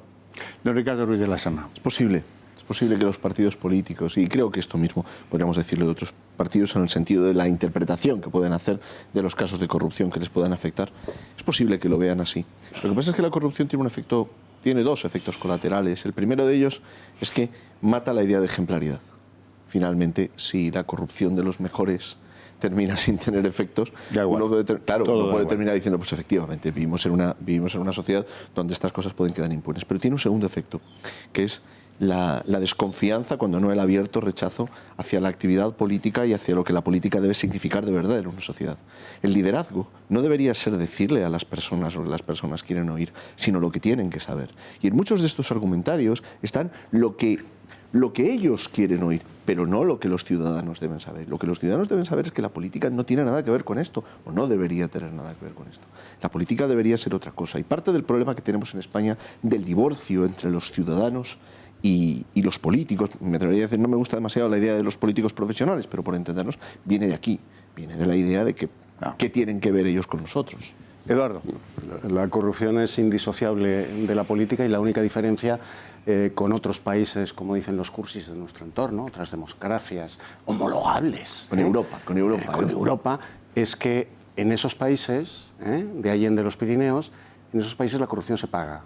Y se paga muy cara. Se paga muy cara. Aquí no. Aquí sale gratis. Se pagan las urnas. Y ni siquiera, como bien ha dicho Fernando. Porque la corrupción, de no ir acompañada por un empobrecimiento generalizado de la sociedad española, no pasa factura nunca, ni al PSOE, ni al PP, ni a los nacionalistas. Ni a los nacionalistas. Es así. Nunca les ha pasado factura. Alejo. Bueno, antes decíamos que un presidente de gobierno que pasa de 183 diputados a 127 cualquier país europeo, dimisión esa misma noche. Y si no dimite, su partido le hace dimitir. Bien. Aquí no. Y ahora tenemos otro ejemplo sorprendente. Es decir, un señor que ha sido presidente del partido durante una serie de años y antes fue secretario general durante un tiempo incluso y vicesecretario y tal, dice que no se ha enterado nunca de nada. Bueno, entonces, además, envía un SMS porque tiene costumbre de contestar a los SMS. Bien. De viajar en avión sin pagar los billetes, como publicó la Gaceta. Luis Fuerte tal. Entonces, este señor sigue ahí. Entonces, ¿cuál es la conclusión?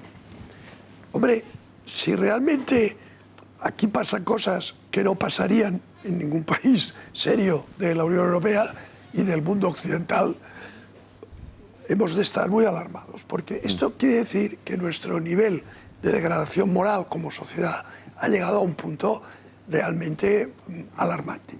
Y una de las cosas que tenemos que recuperar, aparte de poder pagar las pensiones y transformar este estado elefantiásico, disparatado y despilfarrador y además políticamente inmanejable en algo que sea una democracia constitucional saludable, aparte de esto hemos de recuperar el nivel moral. Y eso es una operación muy profunda que requiere actuar en vertientes muy distintas y que requiere una renovación completa de una gran parte de nuestra clase política. Sí. Bueno, y luego hay asuntos, los digamos sociales, político-sociales, que no cuestan dinero, que requieren, eso sí, energía, carácter. Por ejemplo, el Partido Popular no ha hecho casi en ningún lugar nada cuando la izquierda ha pretendido cambiar el nombre de determinadas calles e invocando la ley de memoria histórica, una ley de memoria histórica que Rajoy dice que no financia, pero que en realidad se sigue manteniendo y se sigue financiando de una manera absolutamente vigente y operativa. El caso más divertido de todos, pues hombre, se lo voy a contar, el otro día en Alicante deciden las mayorías de izquierda suprimir el nombre de la calle Batalla del Ebro, con una supina ignorancia porque la Batalla del Ebro, hasta donde yo sé, la inicia Vicente Rojo. El ejército republicano, es bastante obvio, pero ellos no lo deben saber.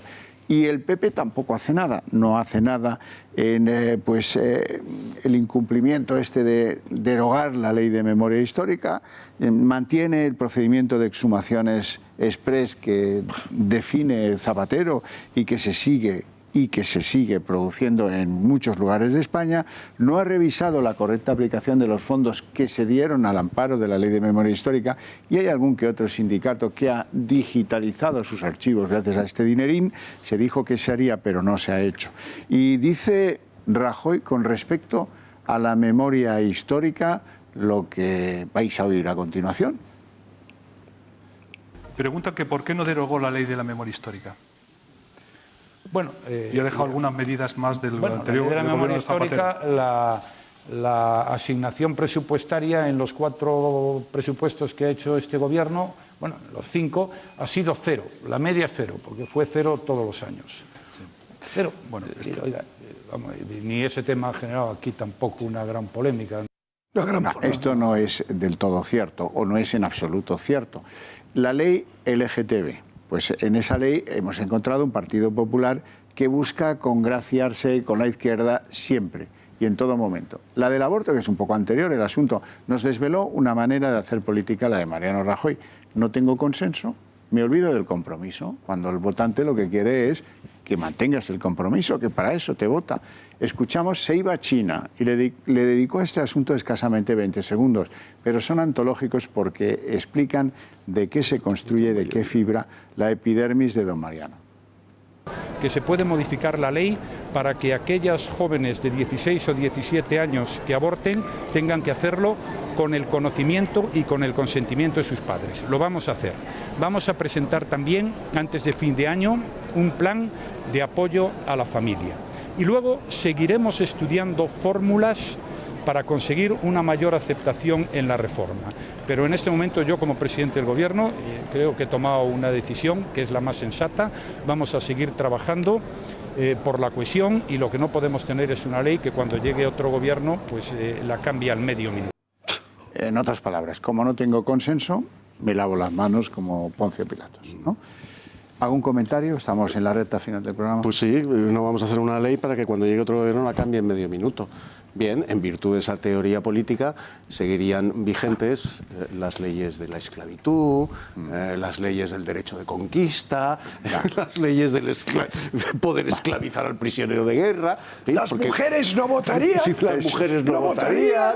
Bueno, si va a venir otro gobierno, no tenemos tiempo para más. Les agradezco a los 5 su presencia esta noche. Mañana es el último día del año.